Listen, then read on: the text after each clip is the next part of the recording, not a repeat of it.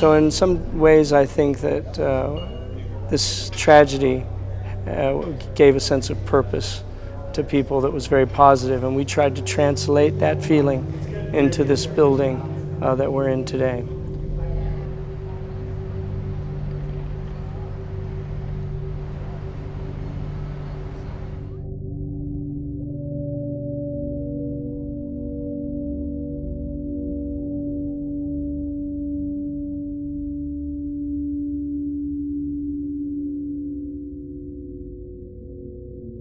The day of the fall of the towers here, September 11th, I was actually on an airplane flying from Oslo to JFK, arriving at 9 in the morning. So our plane was diverted to Canada, and as we banked the airplane across Long Island, it was at that moment that the second airplane crashed into the tower here. Well, we didn't know what it was, so as we looked out the window, we saw smoke on the horizon, but we assumed it was a fire or some other kind of natural tragedy.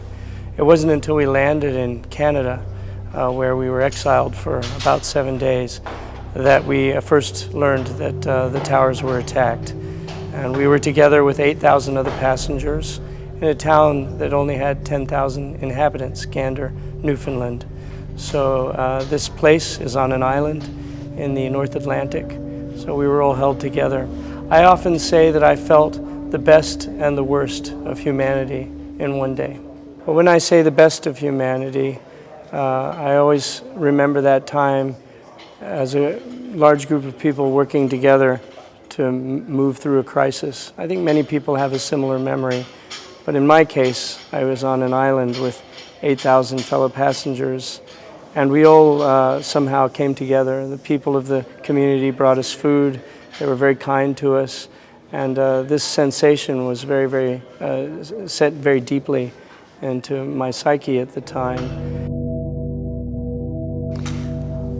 I think when one confronts a tragedy, it's always a transformative experience, and one goes through stages of understanding.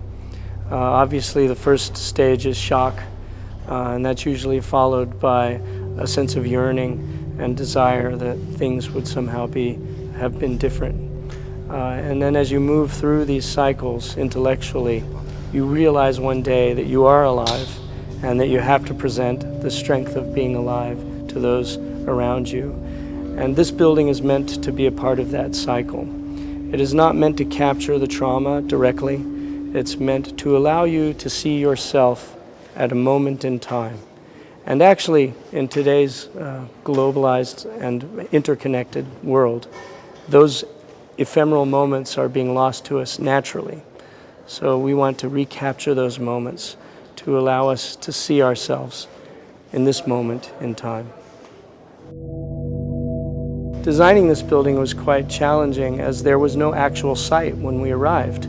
The World Trade Center towers had fallen, the site had been cleared of debris, and the bedrock, which sits about 10 to 15 meters below us, was the only thing that was available to us. None of the skyscrapers that you see today existed. Their designs had not been published. So in a sense, it was a non-site without ground to stand on. So we had to imagine how this building would exist 10 years in the future once other things had been more readily established. We had many thoughts about this site, but several things held true throughout the entire time of design and planning, which was about 5 to 6 years.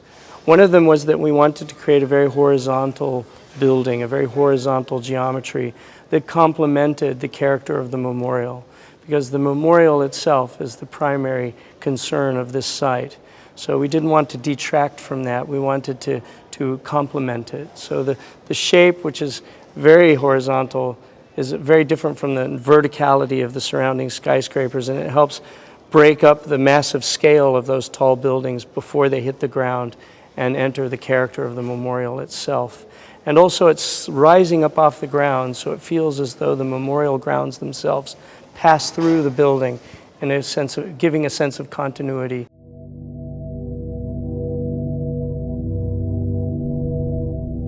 Well, one of the things that was very interesting to us was to create a sense that you understood you were descending into the earth, and likewise as you left the museum that you were ascending. back into daily life.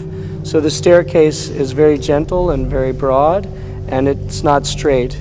It meanders as you move up or down it. It also is created from two separate materials. On the upper levels, the staircase is a light wood, and on the lower levels, a cast concrete, so that you're very clear, you have a very clear understanding of what is above the ground, what is on the ground, and what is going below the ground. And that ties in to a sort of ribbon of circulation that occurs in the museum itself once you enter the lobby areas below grade. One of the astonishing characteristics of the atrium is the fact that so many people from the memorial want to understand what's in the building. So they all come to the facade, press their flesh against it, and peer inside. And when the building is open, it will be very interesting because they'll see other people looking back at them.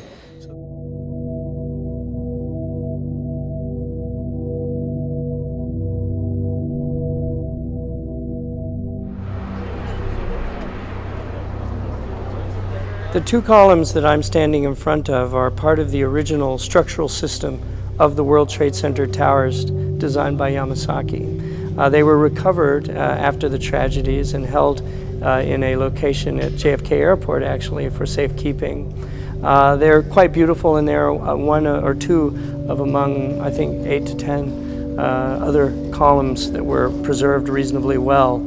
They were chosen as particularly strong specimens of what they did, which is hold the building up, because the original building had an exoskeleton. The structure was on the outside of the building. It didn't have interior columns in the way we're used to thinking of a normal building. So this was what held those towers up, and they remained intact more or less after the tragedies. So they were brought here and placed, and they're so large and so heavy that they had to be brought in before we finished the building and before the atrium was completed. So they were actually brought here a number of years ago, I think in 2010. I believe that was the correct year. And they brought in and lifted into place, and then we built the building around them.